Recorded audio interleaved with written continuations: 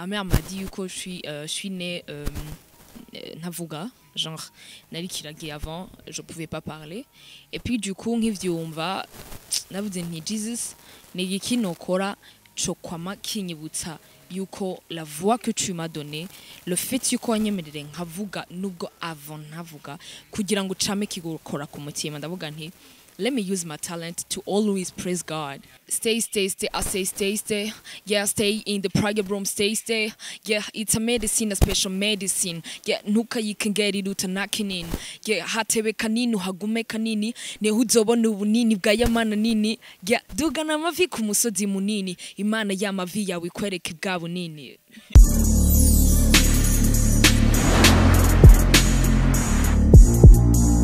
Bonjour mesdames et messieurs, les fans de Buja Flavor, this is Buja Hit TV. Checking your makuru chama kibaza muvuga muri industry Buja Flavor, the #1 channel of this industry +257 on the mic ni Benny behind the camera ni CK professional nkuko tuma tubikora reka tubanze dukingurukira Imana hama dusubira dukingurira namwe bakunzi ba Buja Hit TV. Right now ndi kumwe na prayer after prayer in the Gladys beat. Ça va très bien. Birazane Ego. fashion kawa ni keza sha umushatsi ni cool novuga ka begi mwizosi ama écouter ama headphone ama je suis mon ari bon. Merci beaucoup. Ya. Ya kumbure yagufashije kugira ngo wambare ujanishe nko. Oh ya. Jewe nyine. Ya. Umuntu yagufashije cyangwa yabwiye mu matwi ati gradient ndashaka no musi wambare gutya wambare gutya. Nije niyambika misi yose. Abari umuraperi kenshi twagushaka mu kategori y'abahungu cyane ko mwisi mu bintu by'abahungu cyane cyane. Genre, ushatse kuvuga? Ni prayer after prayer ni indirimbo novuga yuko yacanye uyumvirije kwibaza ko ari undi muntu atari umurundi. Gaga avyakire gute kwanza feedback y'abantu ko indirimbo bayakiriye neza.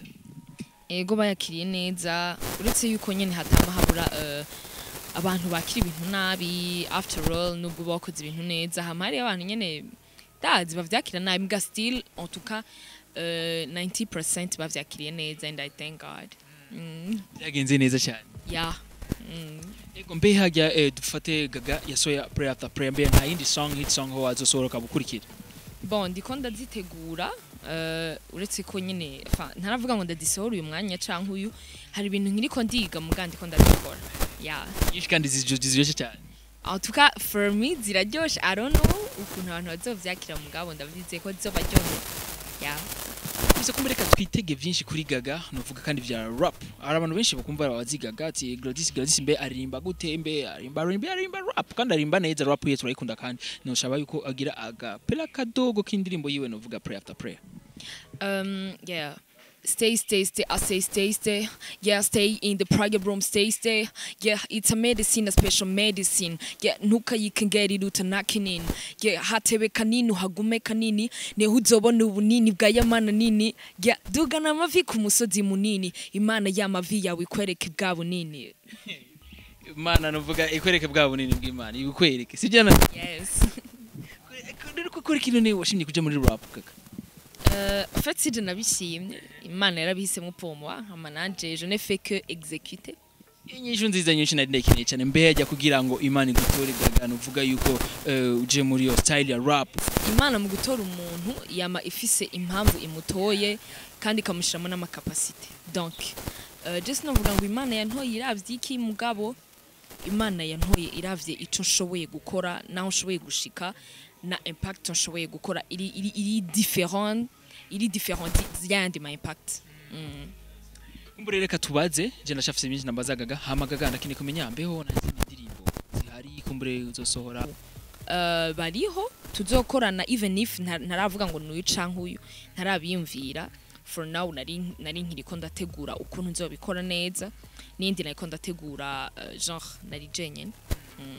Nyine vuba izosohoka uzo buri wenye. Bon sindategura ngo nizoca isohoka mugabo still ndiko ndakora. Kwa trick nyene. Ego.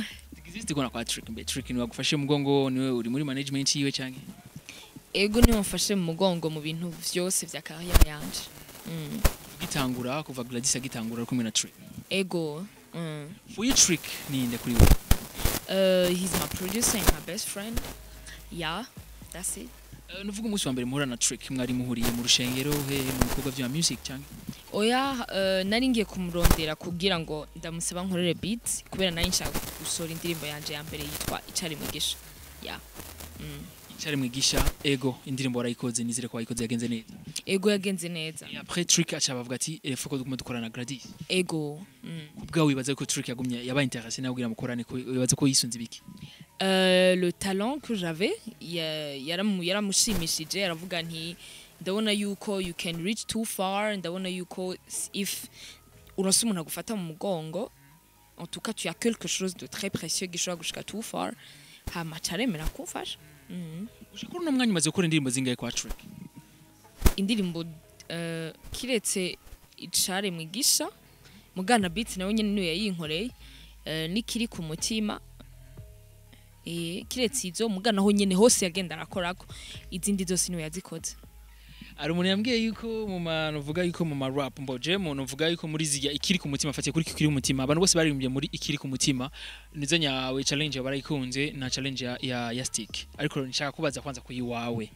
gaga urashaka kungira kwanza kubera mvuze mwava mubibaza yuko ndiko ndamubeshera ngo indirimbo kumbure mavuko ndayishira hejuru ngo iraryoshe kandi iraryoshe reka kumbure nabwire agire akapela kidogo kuri kiri ku mutima okay kabegwa okay au fait kubera ntakunda kuyiperforminga iyo ndirimbo irancanga abantu bimantora okay aha kabe gato kabe gwanje kagakemanyi kamwe nihererwa na ruremwa wa muremyi kamwe gafise ububasha tabundi no ruha bwo kundiza no kuntwenza in the same time kaga hasa kanje kagace mutwanje yeah ni Gladys nuvuga ari mu ba rapper nuvuga yuko mbe mu rapper umukobwa bashamwita gute rappeuse mbe hajya umu rapper mu Kirundi amwita gute sinzi umuntu aririmba ibintu binyaruka abo umuntu aririmba hip hop ibinyaruka cyane kumbura navuga ati Gladys afise ama trap menshi ariko je ndashaka kumenya igituma wahisemo kuja muri gospel utagiye muri profane cyangwa muri secular ni kubera la première des choses ndakijijwe je peux pas kucanja muri secular mugabo encore une fois ikintu cyambere cyatumye njayo nuko un jour ma mère m'a dit que je suis née ntavuga genre nari kiragiye avant je pouvais pas parler et puis du coup nkivyumva navuze nti Jesus ni iki nokora cyo kwama kinyibutsa yuko la voix que tu m'as donnée le fait yuko wanyemerere nkavuga nubwo avant ntavuga kugira ngo came kigukora ku mutima ndavuga nti let me use my talent to always praise God kubwo ubuntu n'imbabazi yangiriye kumburana gushobora kuba ntavuga no munsi you know it's hard kumuntu atavuga kumvisha ntuvuge kugira iki you know ya birarusha so nuvumengo niyo reconnaissance baravuga yuko umudiho wa rap ngo umudiho kwidoga ngo nabantu benshi bakunze kwishama bidoga mbe umwe mwidogera Imana non en fait urazi ikintu cyose na perception umuntu agiha right you know iki kintu ndashaka kubona ko ari umutaka rundi umuntu ashaka kubona ko ari ikindi kintu sincèrement donc ikintu cyose na perception umuntu agiha je aussi ndabifata nko kwidoga you know rap ni ikintu cyambere kiya oh my god sishaka kubwira ukuntu kiryoshe genre ni ikintu cyambere ushobora guhetsagiramwe umuntu ushobora kubwira umuntu akumva ushobora kuyagishamwe umuntu ushobora kudeclaramwe ton amour envers une personne, envers Dieu, envers ikintu kiryoshe kumva en tout cas kibaye deep mu majambo. Benga Gladys ko yaragiye muri style ya rap ho muhira bavyakira neza cyangwa ko yaragiye mu vya music ho warabona yuko abantu bamwakira neza nka Gladys tubadukeneye kubona. Mugira bien sûr ntivyama vyoroshe you know in the beginning surtout ntibiba vyoroshe because abavyeyi baba bafise ico bakwiteze ko kiri different from that person that you becoming right. Ntibavyakira neza bien sûr jabi wanje batanguvuga nti bifite vyugiye muri biki nanje nti nasoye ndirimo ni bana yanje ubuhoho vyabaye ibiki ivyo nti dans quoi tu t'es fourré ubu naho nkama nyene umuntu avec le temps bagiye barumviriza amajambo aririmba bakabiraba avec le temps baravuga ni vya bintu ntivyari bibi gusa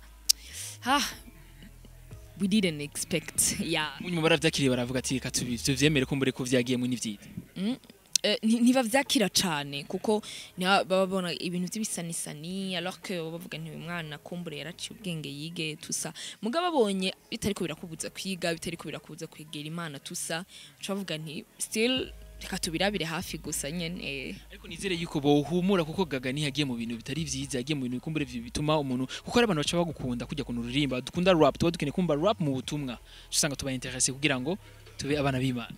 Yeah, of course.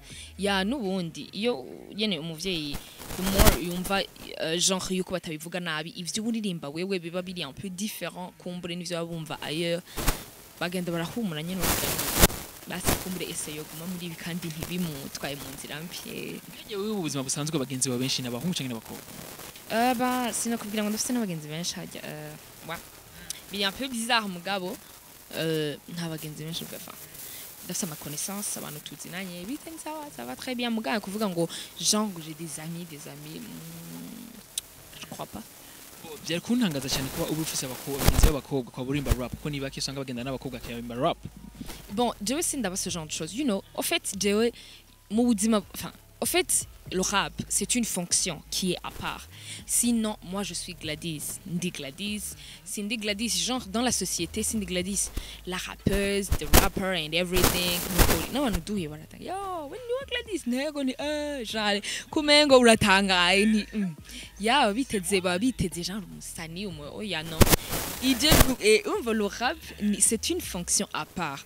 Mugabo jewe ndi Gladys umva duhuye ndi Gladys muhira ndi Gladys umva ibintu byose ndi Gladys noneho numva naloka najya kuri scène ndi Gladys de juste umwana w'Imana ariko arakorera Imana c'est tout ndase donc kugendana n'abariya jewe duhuje bikunze ko duhuza tukaba bagenzi all right yeah birayishikaho Gladys akifuza kugerageza R&B no ndasubiye kwandika songs R&B canke gutora ama melody mugabo sino iririmba genre kubera ibintu by'amajwi gose biho nuvuga muri domain ya rap yo nuvuga ya gospel muri kumwe na Press Machine wa Big Zoe abaraperi ni benshi cyane babishoboye ngaha barimba muri style muri monde ya gospel cyane ngaha muri industry mbeho mubona bavyakira neza abantu baravyakira neza indirimbo zabo barazumvirizaho baraziha nuvuga power nk'izi z'abandi tumenyereza abaririmbyi baririmba sekila.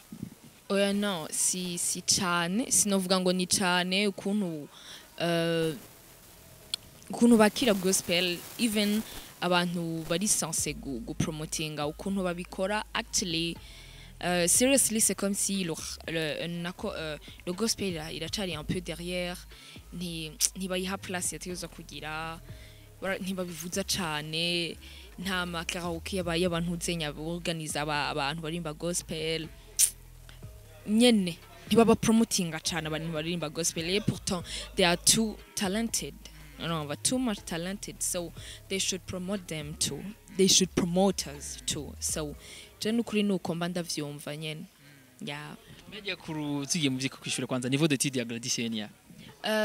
Ndaheza baccalauréat, c'est comme si j'ai déjà terminé. Ndiko ndarondera stage nongera nandike. Hajyanye wari mu gisata kimeze gute? Entrepreneurship, genre entrepreneuriat. Nizere ko amanota ari meza Gaga. Yangush? Non, d'achima, non, tout. Il y a 60%. Un peu beaucoup plus que ça. 70. Si, on va dire. 70 c'est bon. Ouais, je crois.